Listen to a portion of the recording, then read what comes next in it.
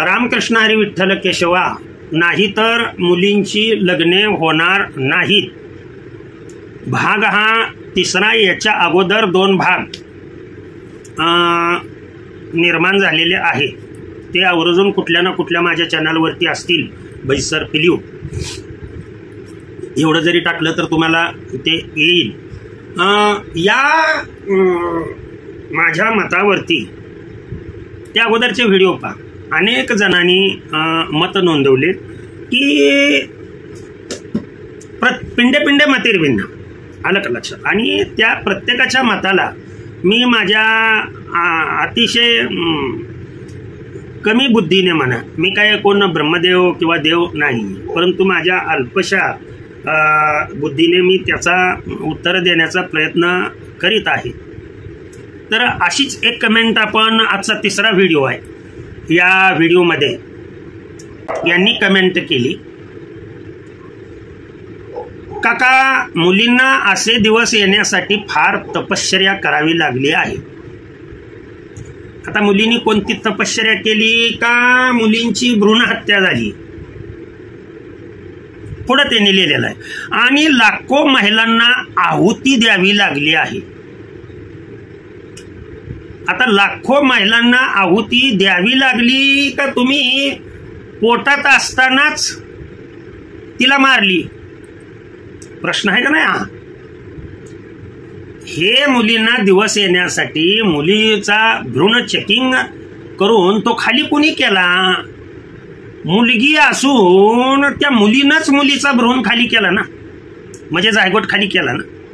बा आणखीन पुढे वाचतोय मी.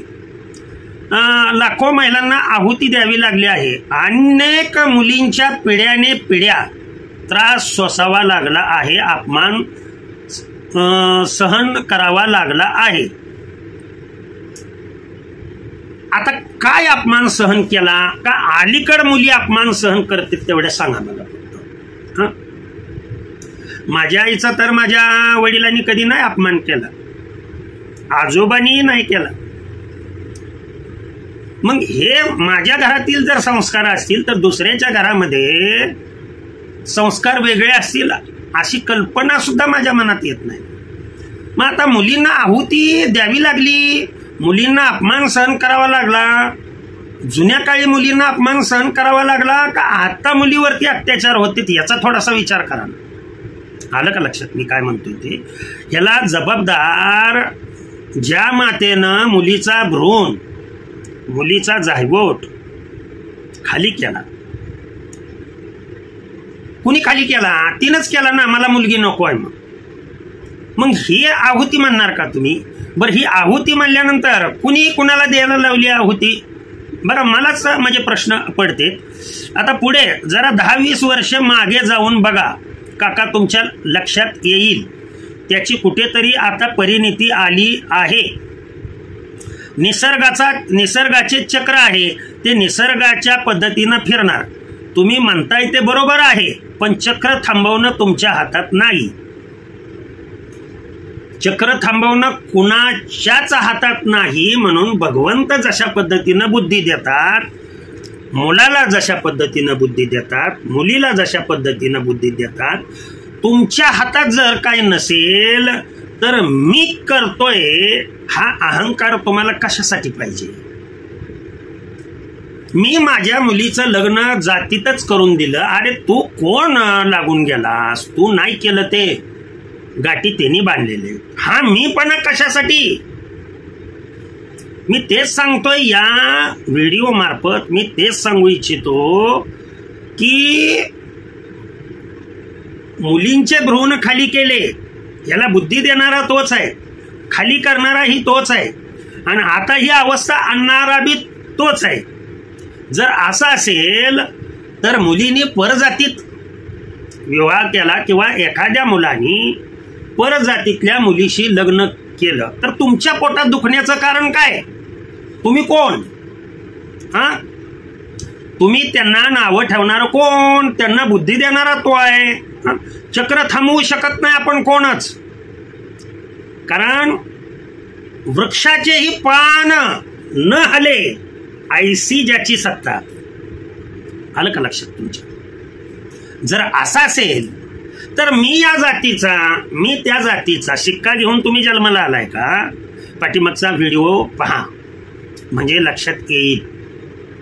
आता कोण चक्र थांबवण्याचा प्रयत्न करतोय? मी करतोय का? नाही ना.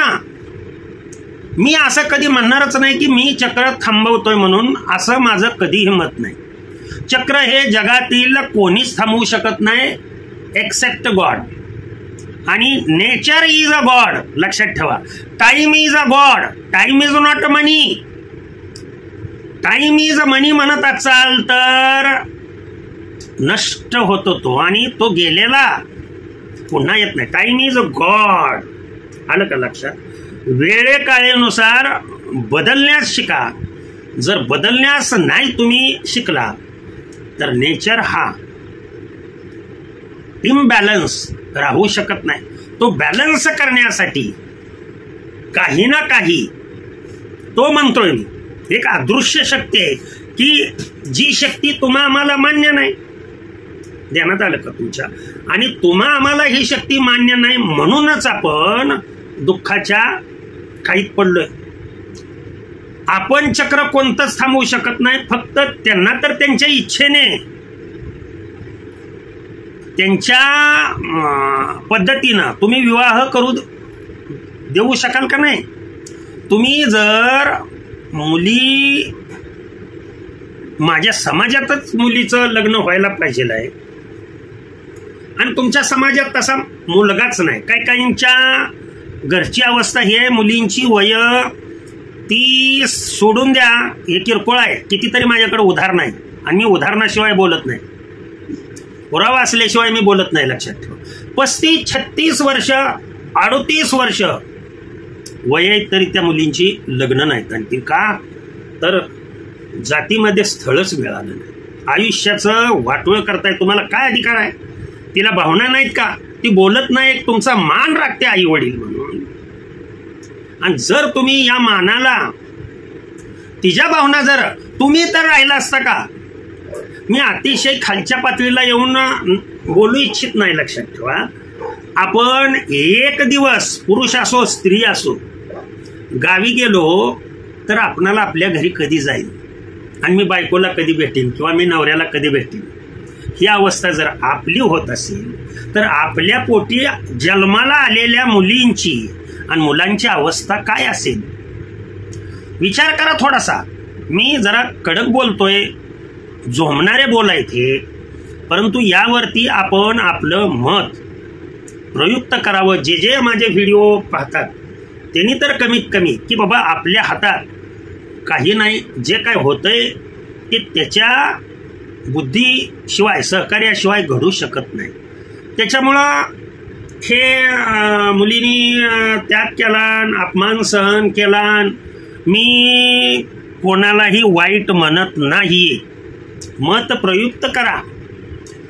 ते मत माझ्या अल्पशा बुद्धिमत्तेप्रमाणे योग्य आहे की अयोग्य आहे हे मला ठरवण्याचा अधिकार नाही.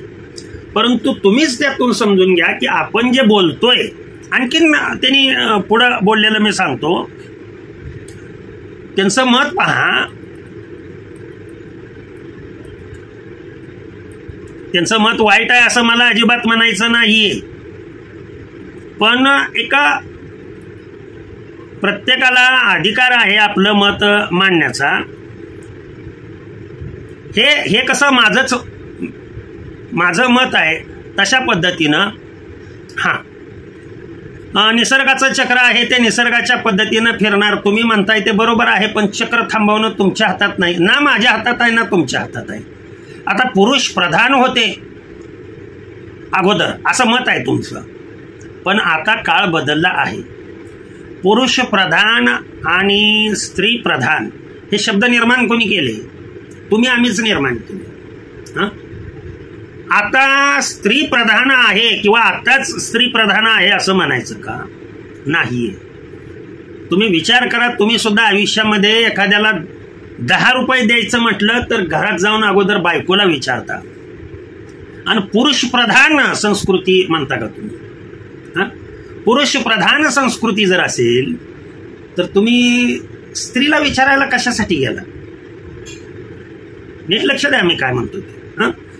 जर पत्नीला विचारल्याशिवाय तुम्ही एकही काम करत नसाल तर पुरुष प्रधान संस्कृती होती असं म्हणण्याला काय अर्थ आहे. पुढं पहा. पण आता काळ बदलला आहे. काळ बदलला नाही, काळ तोच आहे. काळ बदललेला नाहीये, लक्षात ठेवा. काळ तोच आहे. 12 दुपारीच वाजतात आणि रात्रीच वाजतात. काळ कधी बदलत नसतो, मनुष्य बदलतो. काळ तोच आहे. आता काळ बदलला आहे म्हणजे निसर्ग हा बॅलन्स करण्यासाठी तुम्ही त्याला थांबवू शकताय का? काळाला थांबवू शकताय का? मग मुलगी जर एखादी दुसऱ्या जातीतल्या मुलाबरोबर, योग्य बरं का, जर तिचं मत असेल की पप्पा मला या मुलाशी लग्न करायचं आहे, तो माझ्या समवयस्क आहे आणि तोही चांगल्या हुद्द्यावर आहे, मीही चांगल्या हुद्द्यावर आहे, काय हरकत आहे तुमची? किंवा एखाद्या मुलाला वाटलं की ही मुलगी मला म्हणजे माझ्या योग्यतेची वाटते, घरच्यांनी त्याला विरोध कशासाठी करायला पाहिजे? संसार तुम्हाला करायचा आहे का त्यांना करायचा आहे? तुमच्या अपेक्षा त्यांच्यावरती लादू नका. हात जोडून माझी विनंती, त्यांना त्यांच्या पद्धतीनं जाऊ द्या आणि त्यांच्या पद्धतीनं त्यांना त्यांच्या अपत्यावर संस्कार करू द्या. त्यांना बुद्धी देणारा तोच आहे, लक्षात ठेवा. त्यांना आड पाया घालणारे मात्र तुम्ही. म्हणजे रामप्रभूंचा अवतार जिथे आहे तिथे रावणासारखं वर्तन करून, आलं का लक्षात? विजय शेवटी रामाचा होत असतो, हे लक्षात ठेव. याचा अर्थ रावण मूर्ख होता असं होत नाहीये. पुढं पाहतेने काय म्हटलंय ते. आणि बदललेल्या काळाला, आता काळ बदलत नाहीच म्हणून सांगितलं मी, बदललेल्या काळाला सकारात्मक घेऊन पुढे जाण्याचं प्रबोधन आम्हाला तुमच्याकडून अपेक्षित आहे. आता तेच प्रबोधन मी करतोय ना, काळाप्रमाणेच चला म्हणतोय मी. काळ कुणासाठी थांबलेला नाहीये. टाइम इज गॉड, लक्षात ठेवा. देव भगवंत कोणासाठी थांबतात का?